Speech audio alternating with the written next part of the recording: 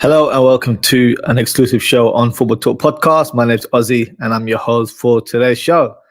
It's the big discussion amongst us Liverpool fans, and I'm sure a lot of us were on Alonso watch over the weekend as we witnessed a masterclass performance between Bayer Leverkusen and Bayern Munich, which ended 3-0 to Leverkusen. So it's only right that we discuss the possibility of Xabi Alonso becoming the new Liverpool manager. Now, it's not official or anything concrete to that nature, but it's quite obvious to say that the interest is there and he's currently the strongest candidate to take over from Klopp next season.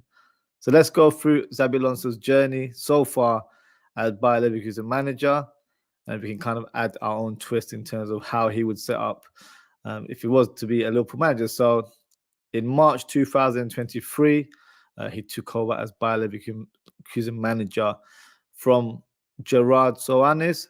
They were 17th in the league at the time. And let's be brutally honest, the future looked grim at the club. Soares actually played a 4-2-3-1 formation, which I know a lot of Liverpool fans, including myself, believe that this is the formation that we should deploy with our current squad. So let's quickly present the current squad in a 4-2-3-1 formation with possible additions if Alonso was to become manager and start deploying a 4-2-3-1 formation. So this would be the first team lineup. So if you're watching live, drop a comment in terms of your views on the lineup. Disagree with any of the positions, feel free to let me know. I think in a 4-2-3-1 formation, Alisson obviously goes in goal. And the back four will be Robertson, Van Dijk, Konate. I've added Bar from Benfica. He's a player I really rate. Right wing back, really, really good. Can play right back as well. So in terms of my eyes, if this was to be the formation under Alonso, I think a right back or right wing back, however you want to phrase it, will be top of his list to add to the squad.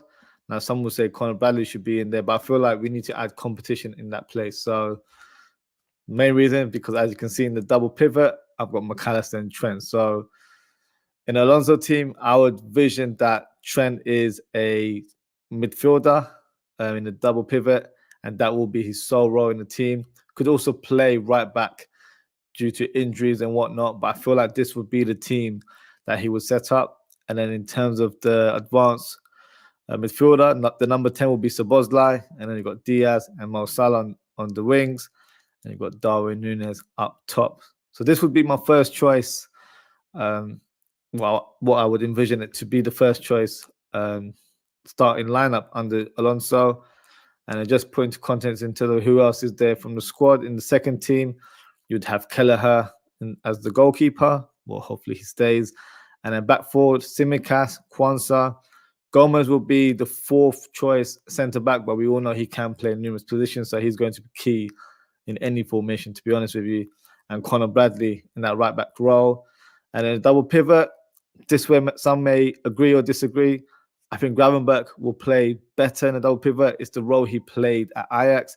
So I feel like he'll be a bit more accustomed to playing that role because he wouldn't solely be a defensive midfielder who'll be a bit more box-to-box, but will have to drop deep and form a double pivot in the defensive point of view. But in an attacking point of view, he could go a bit further up top. But I'd see him in a good sort of role alongside Endo in a double pivot.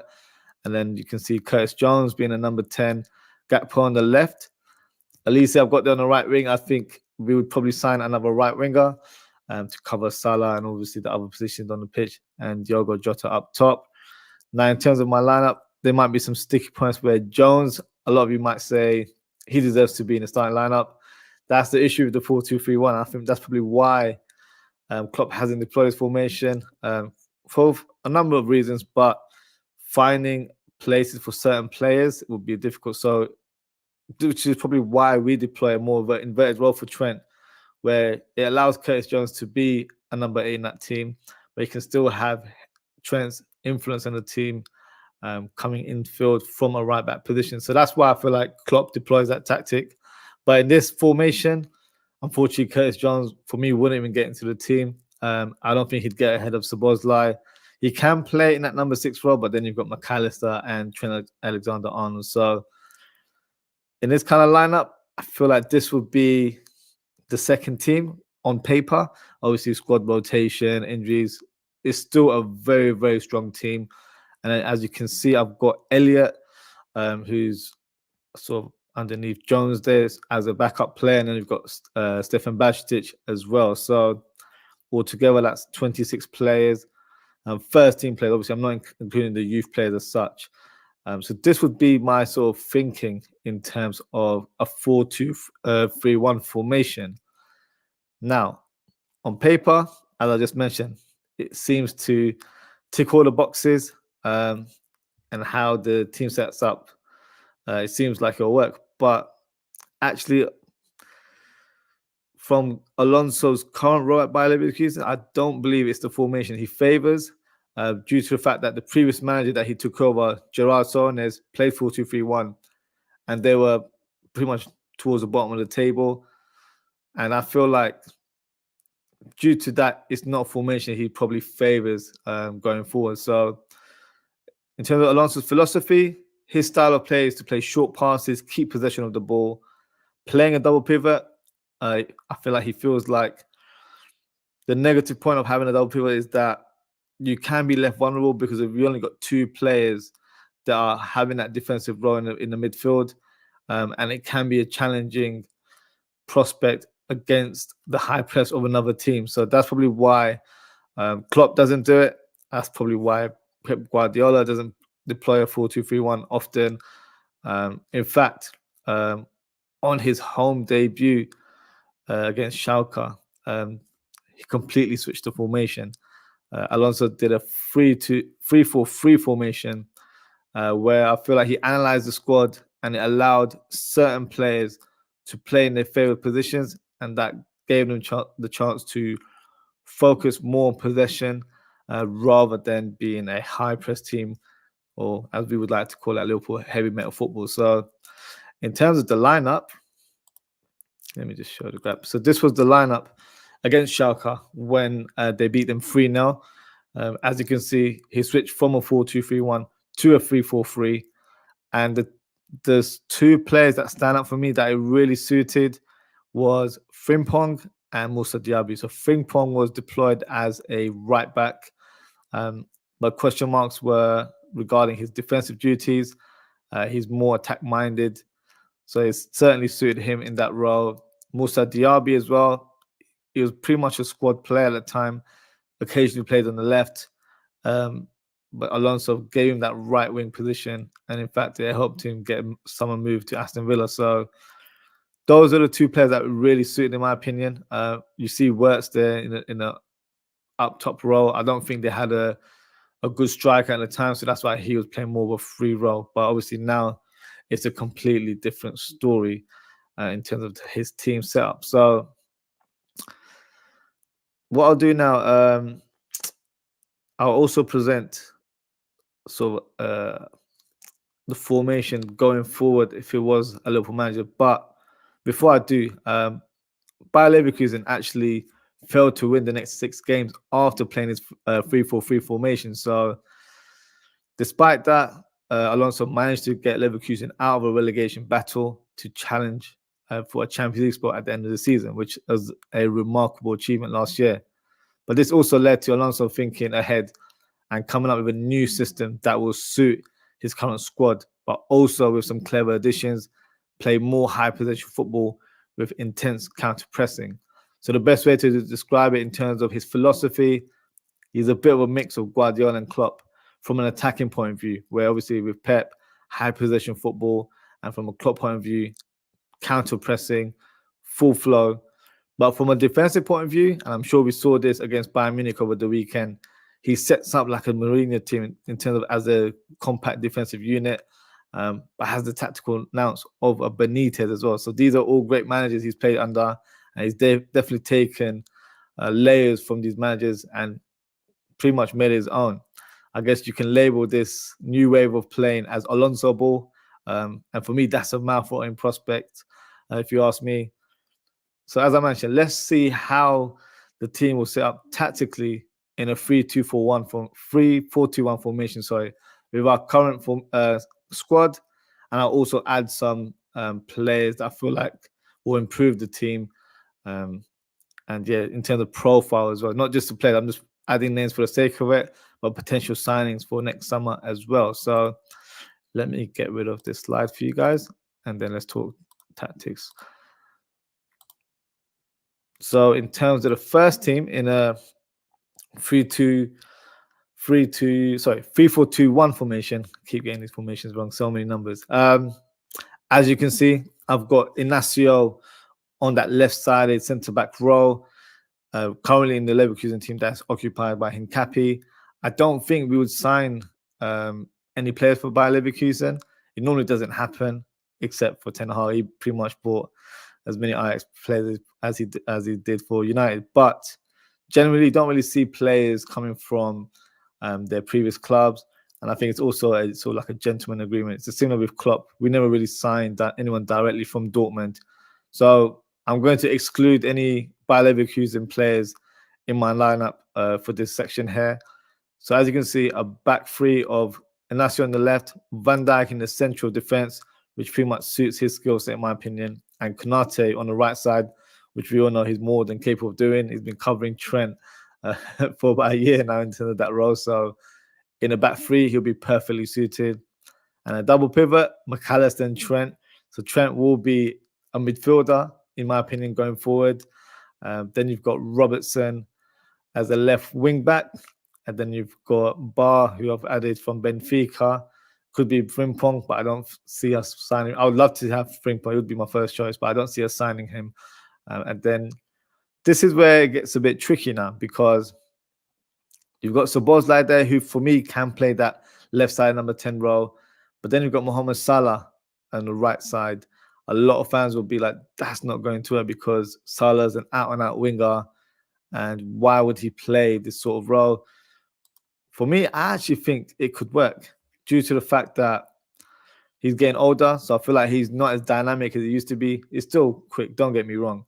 But I feel like he's better suited playing more of an infield role.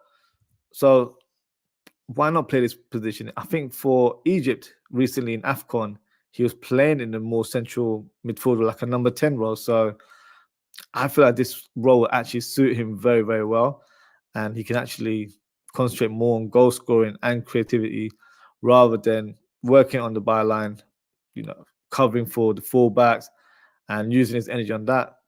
Not comparing like for like, but like Messi, for example, where the older he got, he evolved and played more central role and became more of a pivotal point from an attacking point of view. So I feel like Salah could definitely occupy that role.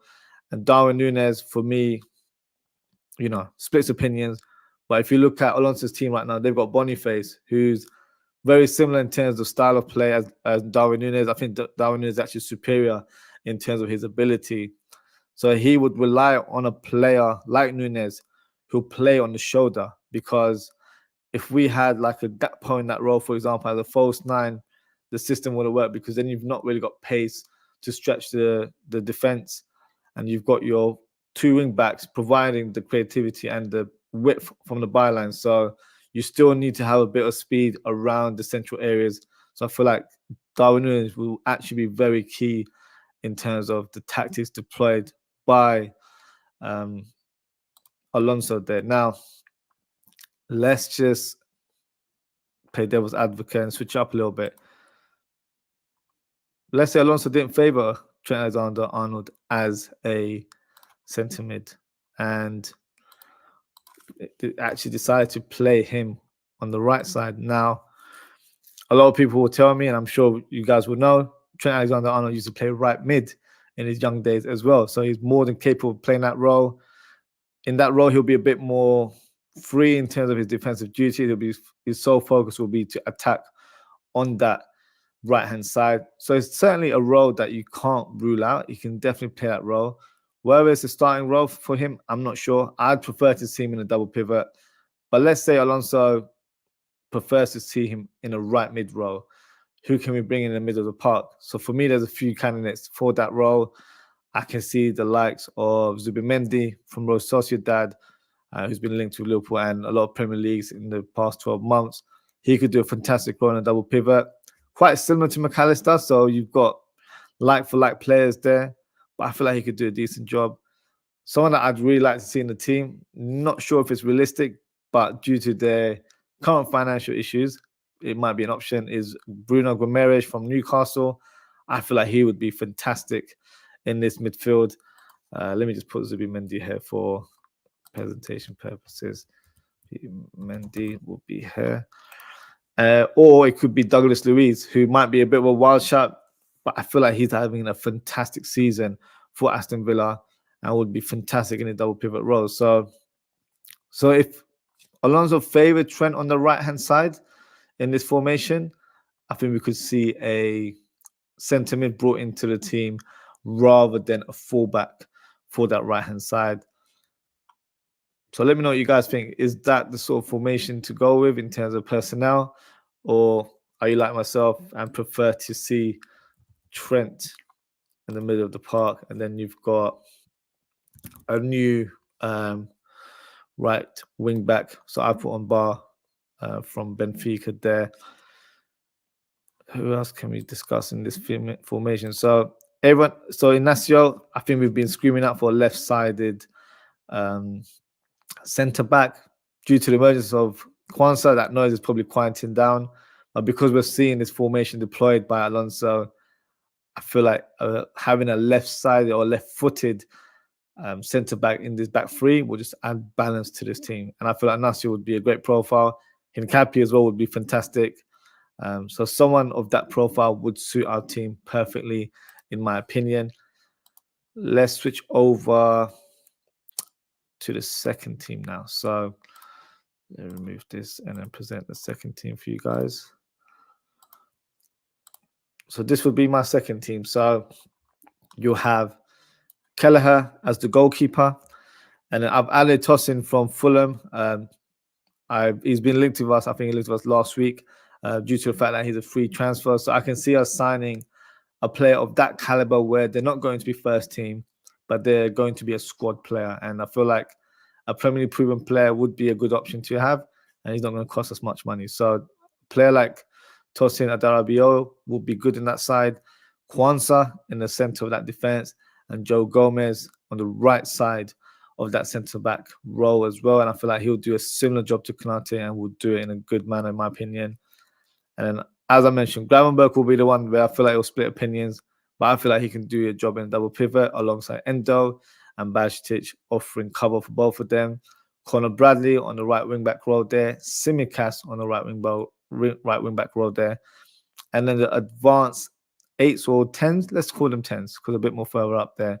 You got Diaz and Jones. So Jones can play that role because that's the role he played during his youth days, and he can easily play in the double pivot if we had injuries or players out of form or for whatever reason. He can play multiple positions there. Diaz is the question mark, in my opinion, because this new formation doesn't really suit him, in my opinion.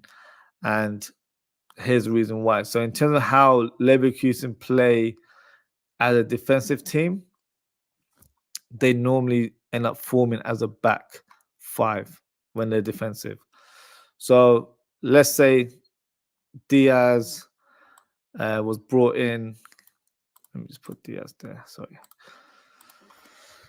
Let's say Diaz was the left winger because I feel like that role would probably suit him.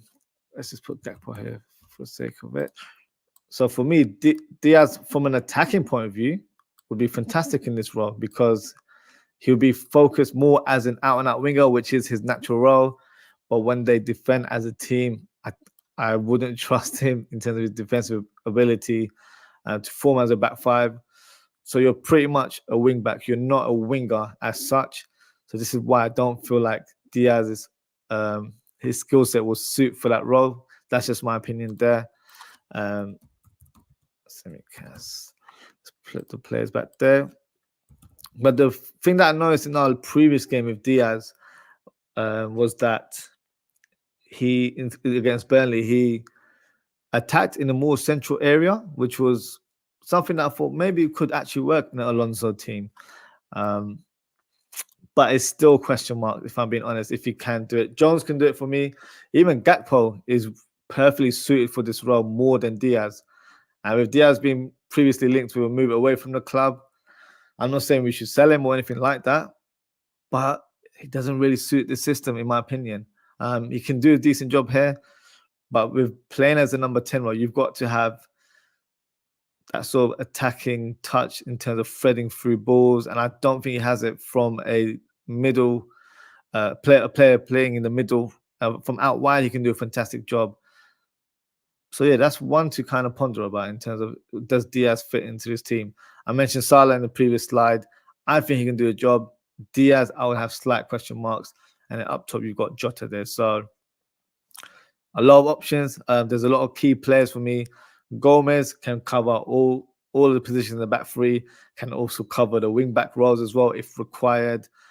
You've got Curtis Jones, who can cover the double pivot role and can play as a number 10. Gakpo can play up top, can also play as a number 10 as well. So all the squad players here, they all have a job to do. Even Bajcetic. So Bajcetic can easily cover the right side of the defense as well. He's played centre-back in the youth academy as well. So certainly a role he can play, and he can also play in a double pivot. So a lot of the squad players, they're not going to just be on the fringes. They will have a lot of game time and participation within the squad. So yeah, this is how I'm thinking. So in terms of possible recruits in this kind of formation, I think it will be possibly two centre backs, a right wing back, only if Alonso sees Trent as a midfielder. If he doesn't see him as a midfielder, then Trent will be played on the right side of midfield, and then maybe a centre mid like a Zubimendi or Guimaraes would be good acquisition to the squad. So in terms of recruitment, we won't have to make too many changes. I think 2 or 3 players added to the squad will be fantastic. Obviously, if there's players departing, then we have to replace them like for like. But this is my thinking of how we would set up tactically under Alonso. Nothing is set in stone, but it's just some food for thought for us guys. I personally believe Alonso is the ultimate choice amongst fans. I think we're all on board. Some have suggested the likes of De Zerbi, question marks from the fan base with his sort of link to the club. Another manager that is an interesting one is Almirim, who is the Sporting Lisbon manager. He actually plays the same formation as Alonso, a 3-4-2-1. So just some food for thought there. So this debate will always continue, I think, until the end of the season, until we get some clarification on who the club will appoint. So yeah, let me know what you guys think. Drop a comment in the video, who you would like to see as the next Liverpool manager, and give me your reasons why as well. Just before we wrap up, got a few comments here. I'm going to get rid of this one. I like to have the first team lineup on show, just so we can envisage how the team was set up. Just got a few comments here from Daz, who says, big up Ozzie, how will Alonso line up? So I've just done it here. You said you like the formation. I would like to see that formation, Ozzie. Where would you play Mo? So yes, I'd play Mo in this sort of right attacking mid formation, right side number 10, however you want to phrase it. I think he'll do a decent job there. The fact that he's become more of a creator this season will embed him even further playing this role, play more centrally, so he'll have more freedom to interchange. That's what Wirtz does in the team, where he's not always on the fixated left side. He does float around alongside Hoffman for Bayer Leverkusen. So Szoboszlai and Salah can switch around if need be. So yeah, I think these two players behind Núñez would be very, very important in terms of how we set up as a team. And the fact that Alonso likes to play short passes as well gives me confidence in terms of how the team would play. Defensively, if you saw the Leverkusen game against Bayern Munich, just as a reference point, defensively, they were fantastic. They didn't really give any space to opposition. Harry Kane ended up having like 18 touches throughout the game, so he wasn't involved at all. Their wingers had a quiet evening as well. So I feel like having an extra body in the back would be useful. Having a player like Inacio, a left-footed centre-back, will only add more balance to that team. Having ball players like McAllister and Trent Alexander-Arnold in the double pivot, that's mouth-watering prospect for me as well. So I would love to see this team going forward. I think we have to kind of step away from that heavy metal football. I want to see a new manager that comes up with new ideas, new ways of playing, and I feel like he can certainly fit that bill, in my opinion. So, yeah, it's definitely an interesting prospect. Just got a comment here from Shooter said hi to yourself. Thank you for your comment. Thank you for tuning in. So yeah, these are just my thoughts right now. I'm not going to delve into it too heavily. It was just something I was pondering over the weekend, and I thought, let's do a show about it. Because there's still some reservations about this formation suiting our current squad. I think we have the players to play the squad. One player, just as a wild shout, might even suit this team. I don't know if he has a future at the club. Is Fabio Carvalho. He would pretty much suit playing those number 10 roles there. But hey, I'm not sure if he would be on the cards to return to the squad. But yeah, you just never know. So that concludes the show for today, guys. So thank you to everyone for tuning in. Thank you to Daz for your comment, and thank you for Shrewd as well. If you haven't already, please don't forget to like, comment, share, and subscribe to the channel. In terms of upcoming content, we've got a show tomorrow, as I'll be doing the Premier League Match Week 24 review. On Wednesday, I'll be continuing my player career mode on FC24. And then on Thursday, I'll do a match preview of Brentford versus Liverpool. So lots of content coming your ways, guys. So thank you for tuning in. Until next time, take care, stay safe, and I hope to see you all very, very soon. Goodbye.